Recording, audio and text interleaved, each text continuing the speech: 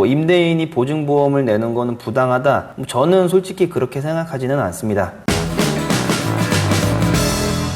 자, 반갑습니다. 자, 최근에 등록 임대주택 보증금 떼일 걱정 없이 10년 거주 보장된다 라는 제목의 보도자료가 하나 나왔습니다. 4년 임대사업자 그리고 8년 아파트 임대사업자는 폐지를 하고 신규 등록 주택은 임대 의무 기간을 10년으로 한다는 내용, 그리고 이제 오늘 말씀드릴 핵심이 되는 임대인이 보증보험을 이제 가입을 해야 된다는 그 의무화시키는 내용이 담겨져 있는 그런 보도 자료입니다. 자, 거기에 더해가지고 지자체장이 뭐 임대사업자 신청을 거부할 수도 있고 미성년자나 의무 위반을 한 자는 등록을 제한한다, 뭐 이런 내용도 이제 좀 담겨져 있고요. 자, 근데 뭐 주택 임대사업자가 부분 해지가 되거나 변경이 된다라는 내용은 이미 다들 알고 계실 테니 여기에 대해서는 좀 넘어가도록 할게요. 자, 바로 본론부터 좀 말씀을 드리면은 앞으로는 임대인이 이 보증보험을 가입하는 그런 시대가 올 것입니다. 임대인이 보증금을 못 돌려줄 수도 있으니까 임대인이 보험을 가입을 해야 된다. 자, 근데 이게 논리가 뭐 앞뒤가 안 맞는다라고 생각하시는 분들이 좀 많이 계시긴 할 거예요. 뭐 대표적으로 이제 치아보험 같은 경우가 이제 그 비슷한 사례인데, 치아보험을 보면은 환자가 자기가 필요에 의해 가지고 보험을 가입을 하는 거지, 뭐 치과가 무슨 뭐 그 사람의 가격을 깎아주기 위해서라든지 뭐 이런 식으로 해서 가입을 하지 않아요. 근데 이제 위와 같은 논리라고 하면은 치과가 보험을 들어야 된다, 뭐 이런 뜻입니다. 그래서 이제 이런 사례를 생각을 하셔가지고 임대인이 드는 거는 말도 안 된다 라고 이제 주장을 하실 수 있는데, 반대의 사례도 한번 봐보도록 할게요. 뭐 가령 이제 공인중개사 사무소 같은 경우에는 그 공제보험이라는 거를 들게 되는데, 이 경우에는 이제 소비자가 드는 게 아니라 그 부동산 사장이 드는 겁니다.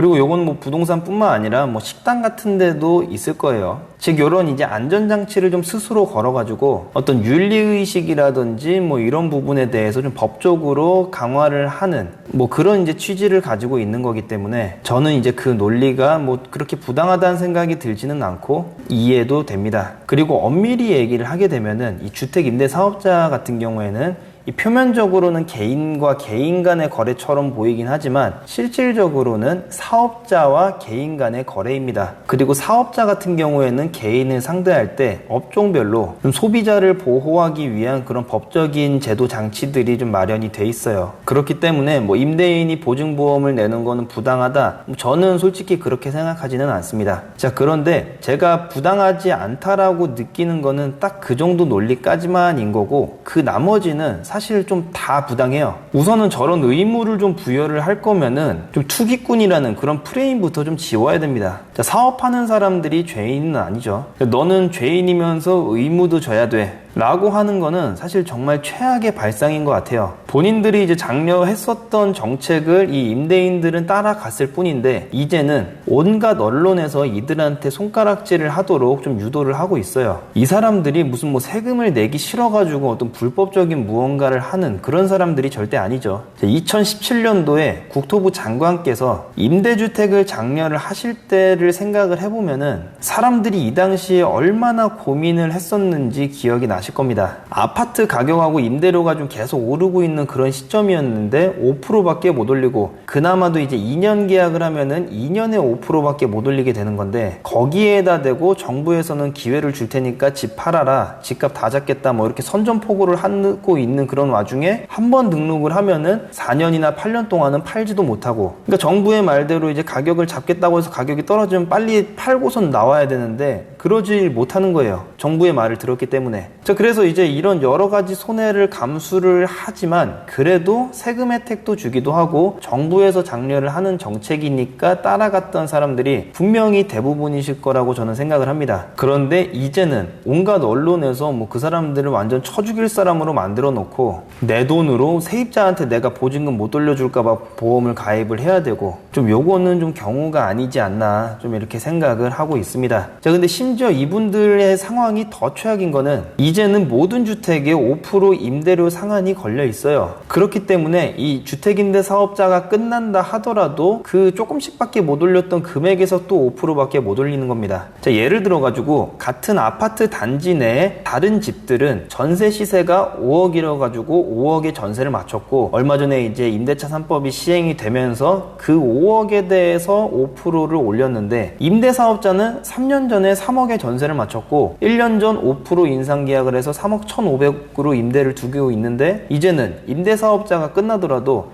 여기에서 이제 5%밖에 못 올리는 거예요. 즉 3억 1,500에서 5%밖에 못 올리는 겁니다. 자, 그러면 사업자 등록을 안 한 집하고 벌써 위와 같은 사례에서도 2억 이상이 차이가 나죠. 그리고 이 집이건 저 집이건 둘 다 비율대로 올라가는 거기 때문에 이 격차는 더 커질 겁니다. 자, 보증보험, 당연히 임대인한테 어떤 가입 의무를 부여할 수도 있어요. 그리고 뭐 어떤 분들은 이 보증보험의 돈이 이제 임차인한테 전가가 된다라고 얘기를 하는데, 5% 상한이 걸려 있어가지고 어차피 전가가 되지도 않습니다. 뭐 그러니까 더 부담 없이 정부에서는 마음껏 요 보증보험을 그냥 임대인한테 부과를 시키는 것 같아요. 자, 근데 반대로 이렇게 되면은 이제 그 보증보험 가입자가 많이 늘었으니까 보험료도 좀 낮춰줘야 되는데, 요거는 낮출지 그건 잘 모르겠어요. 또 반대로 의무를 부여를 했으면은 그 의무를 철저하게 잘 지켰을 때는 어떤 소소한 혜택 같은 거를 좀 줘야 된다라고 저는 생각을 합니다. 뭐 예를 들자면은 뭐 최소한 5년 정도 동안 어떤 보증금에 대한 문제가 없다라고 하면은 뭐 여태까지 냈던 보증보험의 한 절반 정도를 재산세에서 감면을 해준다든지, 아니면은 뭐 연수에 따라서 양도세 공제액을 뭐 일부 조금 늘려준다든지, 뭐 요런 이제 소소한 혜택 같은 정도는 좀 주면서 의무를 부여하는 게 좀 좋다고 생각을 하는데, 근데 이런 거 하나도 없이 갑자기 돈을 내라는 그런 소리가 나오니까 정부 말을 듣고선 사업자를 낸 사람들은 좀 허탈할 수밖에 없을 것 같습니다. 자, 또한 세입자 같은 경우에 그 집을 완전 개판을 내놓고 만약에 나간다 라고 하면은 임대인은 거기에 대한 수리비를 제외하고선 이 보증금을 돌려주게 돼 있어요. 그런데 이제 그런 보증보험에 대해서 좀 강제로 이 임대인들이 들게 하면은 이런 부분이 잘 지켜질지 솔직히 잘 모르겠습니다. 이게 설령 된다고 한들 그 입증에 대한 책임을 임대인이 분명히 져야 되는 거고, 신고도 분명히 임대인이 할 거고, 거기에다가 만약에 이게 된다라고 했을 때 그 심사를 이제 만약에 보증보험에서 한다 그러면은 뭐 가령 뭐 싱크대가 망가져가지고 여기서 100만 원을 차감해가지고 임차인한테 돌려준다라고 신고를 했는데, 싱크대 그거 바꾸는 거 그냥 최저가로 하면 20만 원이면 된다라고 하면서 그거를 반려 처리를 해버릴 수도 있는 거겠죠. 그래서 이런 부분에 대해서 조금 세밀하게 어떤 제도에 대한 검토가 좀 있어야 되지 않을까 이렇게 생각이 되네요. 그렇지 않으면은 요즘에 그 조세 저항 때문에 여기저기서 지금 시위도 많이 일어나고 있고 많은 사람들이 굉장히 지금 불편해하고 있죠. 좀 이런 상황에 좀 기름을 붓는 것이 아닌가 이렇게 생각이 듭니다. 자, 보증보험에 대해서는 여기까지만 얘기를 하도록 하고, 마지막으로 좀 가볍게 짚지만 내용 자체는 좀 무거운 그런 내용에 대해서 간단하게 한번 짚어보도록 할게요.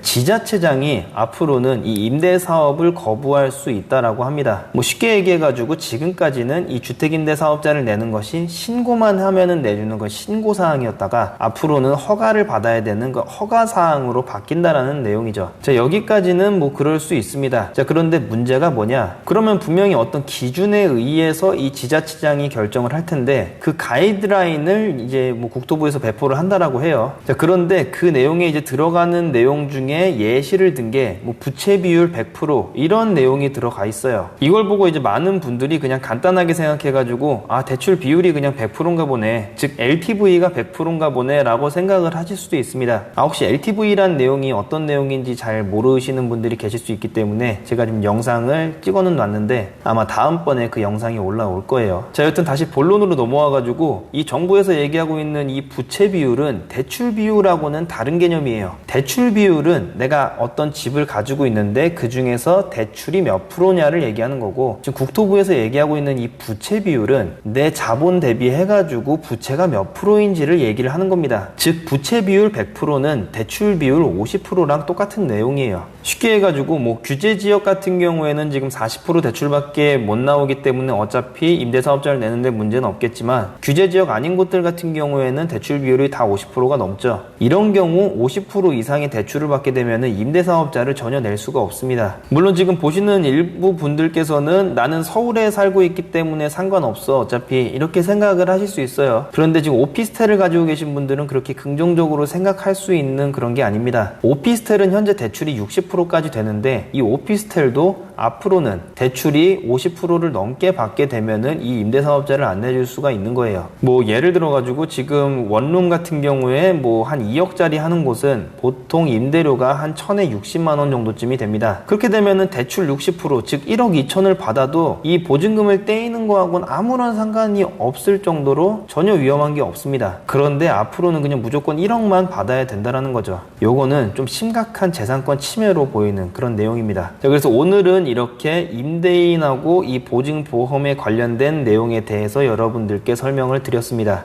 그래가지고 이제 여러분들께 조금 부탁을 드릴 내용은, 혹시 이 영상을 보시는 분들 중에서 임대인 분들이 계시다라고 하면은 이 영상이 좀 높으신 분들의 귀에 들어가서 좀 의무를 부여할 때는 부여를 하더라도 반대로 조금 혜택도 받을 수 있는 그런 좀 협의가 될 수 있는 안이 나오도록 이 영상을 좀 공유를 해주셨으면 좋겠고, 투기꾼, 나쁜 놈, 자꾸 이런 거에 대한 프레임이 좀 없어질 수 있도록 좀 공유를 좀 부탁을 드리도록 하겠습니다. 임대인은 나쁜 사람이 아닙니다.